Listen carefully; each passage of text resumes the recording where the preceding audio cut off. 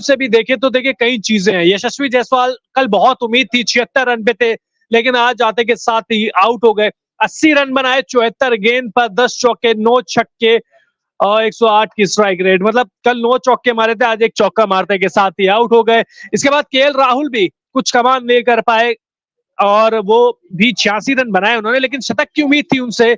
अब शतक तो नहीं आया, लेकिन 86 रन जरूर आए। इसके केएल राहुल देख रहे हैं, 123 गेंद 86 रन, 8 चौके 2 छक्के और वही 70 की स्ट्राइक रेट से। तो आज दूसरे दिन इन्होंने न केवल बल्लेबाजी करी बल्कि अच्छी खासी धुनाई भी करी है। इसके बाद श्रेयस अय्यर का नंबर आता है, जिन्होंने 63 गेंद पर 35 रन बनाए, 3 चौके 1 छक्का इन्होंने भी लगाया है और 55 की स्ट्राइक रेट। सर जो भी आपके बैट्समैन आउट हुए हैं सर आज के मैच में, आज के दिन देखें या कल का दिन देखें, सारे के सारे रॉन्ग शॉट सिलेक्शन कह सकते हैं आप, बड़ा शॉट खेलने के अंदाज में आउट हुए, क्योंकि 100 हो सकते थे, जिसमें कि चाहे आपके रोहित शर्मा हो जो पहला विकेट गिरा था वो स्टेप आउट करके बाहर निकले, आउट हुए। उसके बाद फिर केएल राहुल भी बड़ा शॉट खेलकर आउट हुए। यशस्वी जायसवाल, उनके पास अच्छी अपॉर्चुनिटी थी, वो 100 बना सकते थे, लेकिन जायसवाल भी उस मौके को भुना नहीं पाए, क्योंकि 100 बनाने का अच्छा मौका था उनके पास। इसके अलावा केएस भरत की जब हम बात करते हैं, केएस भरत की अभी तक जितना उन्होंने टेस्ट क्रिकेट खेला है, ये आई थिंक 6ठा मैच है, लेकिन अब तक 50 नहीं आई उनके बल्ले से। तो आज भी उनके पास अच्छी अपॉर्चुनिटी थी रन बनाने की, लेकिन आज भी वो 41 ही बना सके, 81 गेंदों का सामना किया। और दिक्कत ये है कि टीम इंडिया के लिए कि यहाँ से नीचे जब आप देखते हैं, शुभमन गिल एक सबसे बड़ा कंसर्न है टीम इंडिया के लिए, क्योंकि उनके बैट से रन नहीं आए हुए हैं और शुभमन गिल का फॉर्म हमेशा टीम इंडिया के लिए कंसर्न रहा है अक्रॉस ऑल 3 फॉर्मेट्स। लेकिन आज भी अगर आप देखें, केएस भरत और शुभमन गिल, सर ये दो ऐसे बैट्समैन हैं जिन्होंने कहते हैं ना बहती गंगा में हाथ नहीं धोए, बाकी हर किसी ने रन बनाए हैं। शुभमन गिल के लिए अब ज्यादा बुरा लग रहा है मुझे, क्योंकि आज बहुत अच्छा मौका था, सेट हो चुके थे, 66 गेंद खेल चुके थे, 23 रन बना चुके थे, लेकिन वही खराब शॉट। आज मतलब भारतीय बल्लेबाज ऐसा लग रहा था कि छक्के मारने के इरादे से आए, हर कोई हवा में शॉट खेलता हुआ आउट हुआ है। लेकिन शुभमन गिल को समझना चाहिए कि बाकी के जो साथी बल्लेबाज है उनके पीछे तो रन लगे हुए हैं, लेकिन उन्हें के पास रनों का सूखा है, वो कब खत्म होगा।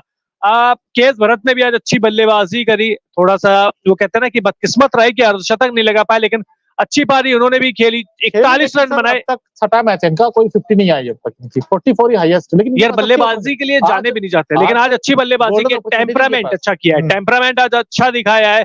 अब बार बार बीट हो रहे थे और अब बल्लेबाजी की तो बात कर ली, अब गेंदबाजी की भी बात कर लेते हैं। इंग्लैंड की गेंदबाजों ने क्या किया, और जब सफलतम गेंदबाजों में अगर आप जो रूट का नाम देखें तो आप समझ जाइए कि क्या ही हालत हुई होगी।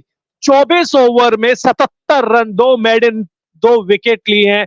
और आप देखिए, जब इतने बड़े बड़े गेंदबाज इंग्लैंड की टीम में हुआ करते थे, लेकिन आज सबसे रिलायबल कौन है? सबसे रिलायबल है जो रूट, और रूट बल्लेबाजी के लिए जाने जाते हैं। लेकिन बहुत सिंपल सी बात है, जब गेंदबाजी 24 ओवर इनको कराने पड़ जाए पार्ट टाइमर को, तो इसका मतलब साफ है कि इंग्लैंड की हालत खस्ता है और पूरा भारत इनकी हालत देखकर हंसता है। मोनू बिल्कुल सर, और यहाँ पर वंश का एक सवाल था सर, आपको लगता है कि आज एंडरसन का ना खेलना, मार्कवुड देखिए आपकी स्क्रीन पर, उन्होंने 13 ओवर की गेंदबाजी की है, 43 रन दिए हैं, कंसीड किए हैं और एक भी विकेट लेस गए हैं वो, तो आपको लगता है एंडरसन होने चाहिए? सिक्के का दूसरा पहलू देखिए ना, उन्होंने यही सोचा था कि तेज गेंदबाज को मदद मिली नहीं, मार्कवुड ने अपने के आंकड़े आपने दिखाई दिए हैं, 13 ओवर में 43 रन। अब देखिए, अगर उनको विकेट नहीं मिला तो हो सकता है कि एंडरसन बिल्कुल ही बेअसर रहे, क्योंकि इनके पास पेस तो है, भारतीय कंडीशंस में स्विंग होगी नहीं गेंद। और एंडरसन तो शायद और ज्यादा वो कहते हैं ना औसत दर्जे के लिखते हैं। नो डाउट बहुत बड़े गेंदबाज है, महानतम गेंदबाजों की सूची में उनका नाम आता है, लेकिन शायद एंडरसन का ना होना मेरे हिसाब से इतना बड़ा फर्क अगर होते तो भी नहीं पड़ता। लेकिन हकीकत ये भी है सर, हैदराबाद टेस्ट क्रिकेट देखिए तो 15 विकेट अब तक गिरे हैं, जिसमें से सिर्फ 2 विकेट तेज गेंदबाजों ने लिए हैं और दोनों बुमराह ने लिए हैं, बाकी सारे के सारे 13 विकेट से इसीलिए तो निकला है। स्पिन गेंदबाजों का बोलबाला रहा है। और स्पिनर्स में जब बात आती है तो जडेजा को आप कैसे भूल सकते हैं, with the bat with the ball. आज देखिए 81 बना चुके हैं, नॉट आउट है, इनका तो 100 आना चाहिए। दुनिया के नंबर 1 टेस्ट ऑलराउंडर है, क्यों है उन्होंने दिखा दिया, पहले 3 विकेट लेते हुए, अब 81 रन, नाबाद 81 रन उन्होंने बनाए हैं।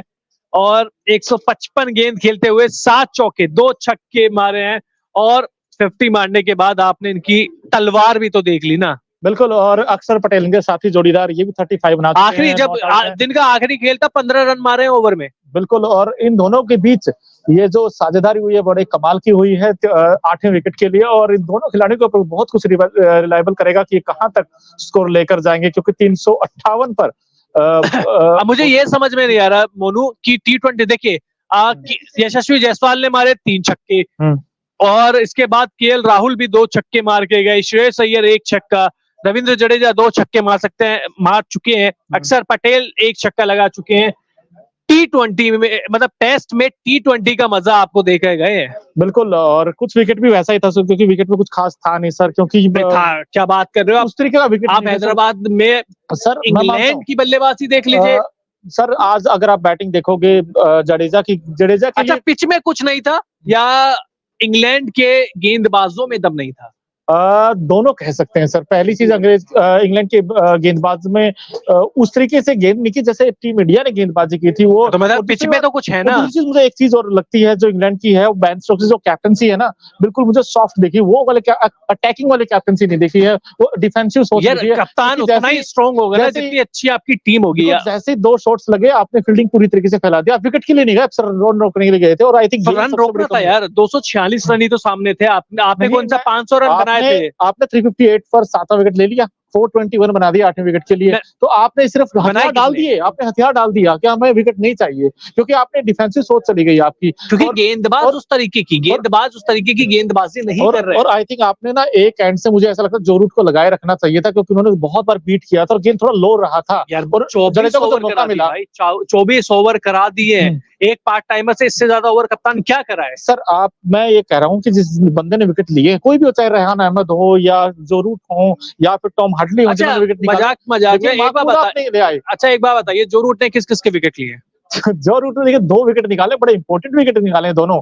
अगर आप देखेंगे सबसे पहले यशस्वी जायसवाल सबसे बड़ा खतरा, दूसरा जायसवाल तो पता नहीं बड़ा शॉट खेलने आए और वो कॉटन बॉल आउट किया। दूसरा विकेट लिया है भारत का। अब मैंने आपको कुछ दिन पहले एक वीडियो दिखाई थी जिसमें जो रूट मुझे गेंदबाजी करा रहे थे, आउट मुझे यूसुफ पठान ने किया था, जो रूट मुझे आउट नहीं कर पाए, 2 का आउट कर गए। लेकिन सर जो भी हो, लेकिन 77 रन देकर 2 विकेट लिए, इन्होंने बड़े अच्छे गेंदबाज रहे, सबसे इफेक्टिव ही यही रहे हैं। सबसे आपको याद होगा पिछला दौरा हुआ था वही 5 विकेट निकाल दिए थे इन्होंने। सो आई थिंक जो भी हो, लेकिन फिलहाल तो जो है टीम इंडिया इस वक्त पूरे तरीके से इस मैच को पूरी अपने कहते हैं कब्जे में कर चुकी है, लेकिन इंग्लैंड के लिए कई सारे सवाल खड़े होते हैं इस टीम के लिए कि क्यों एंडरसन इस टीम में नहीं है, क्यों इनके पास। अच्छा आप सच बताइए जी, एंडरसन होते तो क्या स्थिति अलग होती? हो सकती थी कंडीशन देखते हुए, लेकिन सर जिस लेंथ पर एंडरसन गेंद करते हो, जिस बंदे के पास स्विंग तो हो ही नहीं रही है ना। 690 विकेट है सर, वो एक्सपीरियंस तो लेकर आएगा टीम में। इंडिया में रिकॉर्ड भी अच्छा नहीं है, ठीक है सर, लेकिन फिर भी मुझे ऐसा लगता है कि देखिए कहते हैं ना कि लीडर होना किसी भी गेंदबाजी के लिए बहुत अच्छा होता है, लेकिन इस टीम के पास एक्सपीरियंस गेंदबाज नहीं है। टॉम हार्डले के उनका पहला मैच है, जो रूट उस तरीके से गेंदबाज नहीं है, वो पार्ट टाइमर ही कह सकते हैं। इसके अलावा अगर आप देखोगे तो चाहे उसमें रेहान अहमद हो, लेकिन रेहान अहमद भी उस तरीके से गेंद नहीं कर रहे थे, क्योंकि वो डाउन द लेग साइड बहुत गेंद की है, जिसके ऊपर केस भरत ने स्वीप मारे और जडेजा ने भी स्वीप शॉट मारे हैं। सो मुझे लगता है कि फिलहाल इंग्लैंड की टीम ने पूरी तरीके से हथियार डाल दिए हैं कि हमारे बस की बात। अच्छा देखिए एंडरसन का 13 टेस्ट मैच खेले हैं इंडिया में, जिसमें उन्होंने विकेट लिए हैं केवल 34, 29 से ज्यादा की वो एवरेज है। अब सोचिए एक बार भी 5 विकेट होल नहीं है 13 टेस्ट मैच में भी, तो इसका मतलब ये है कि अब तक कुछ नहीं कर पाए हैं, तो ये सपाट पिच पे क्या ही कर ले। सपाट इंग्लैंड के लिए थी, लेकिन अब मुझे लगता है कि शायद एंडरसन होते तो भी कुछ ज्यादा फर्क नहीं पड़ता, भारतीय बल्लेबाज उनको भी बड़ी आसानी से खेल लेते। लेकिन अब यहाँ से आप क्या देख रहे हैं? आज का तो बात हो गई, यहाँ से बस हार देख रहे हैं इंग्लैंड की, वो कब हारेंगे, वो चौथे दिन हारेंगे या तीसरे दिन हारेंगे, बस यही हो सकता है, क्योंकि यहाँ से तो कुछ है ही नहीं। अब यहाँ से तकरीबन इंग्लैंड का खेल खत्म हो चुका है यहाँ से, मुझे ऐसा लगता है। अब उनके पास नहीं है कम बैक करने का ऑप्शन, तो आप तभी कम बैक कर सकते हैं जब इंडियन टीम को आप जल्दी सस्ते में निपट दें, लेकिन यहाँ तो बड़ा मुश्किल लगता है, क्योंकि यहाँ पर जो भारतीय टीम की खासकर इंडिया के पास मुझे ऐसा लगता है 3 ऐसे बड़े तुरुप के इक्के हैं जो गेंद से नहीं तो बैट से, बैट से नहीं तो गेंद से कमाल करते हैं। उसमें अक्षर पटेल हैं, वहां रविंद्र जडेजा है, रविचंद्रन अश्विन है, और सागर जी जुड़ चुके हैं 350 तक। क्या लीड की कह रहे हैं? 350 लीड हो सकती है बिल्कुल, क्योंकि दोनों ऐसे बैट्समैन है तो गेंदबाज, लेकिन लगते नहीं गेंदबाज है। तो बिल्कुल एक ऐसे कहते हैं कॉम्पैक्ट प्लेयर, जिसके पास अच्छा डिफेंस हो, जिसके पास अच्छी तकनीक हो खेलने की। तो मुझे दोनों बैट्समैन ऐसे ही लगे फिलहाल। इंग्लैंड के ज्यादातर जो टॉप ऑर्डर के बल्लेबाज हैं उनसे अच्छी बल्लेबाजी करी है इन दोनों बिल्कुल की है, गेंद की लाइन में आकर की है। और जो रोहित शर्मा ने गलती की थी, रोहित शर्मा ने क्या गलती की थी कि वो जिस गेंदबाज को छक्का मारने गए थे, वो गेंद की पिच तक नहीं पहुंचे थे, वो फिर उसके बाद आउट हो गए, बड़ा शॉट खेलकर आउट हुए। वैसे उनके पास भी अच्छी अपॉर्चुनिटी थी। यशस्वी जायसवाल ने क्या किया, वो भी गेंद की पिच तक नहीं पहुंचे। लेकिन जडेजा का अगर आप देखोगे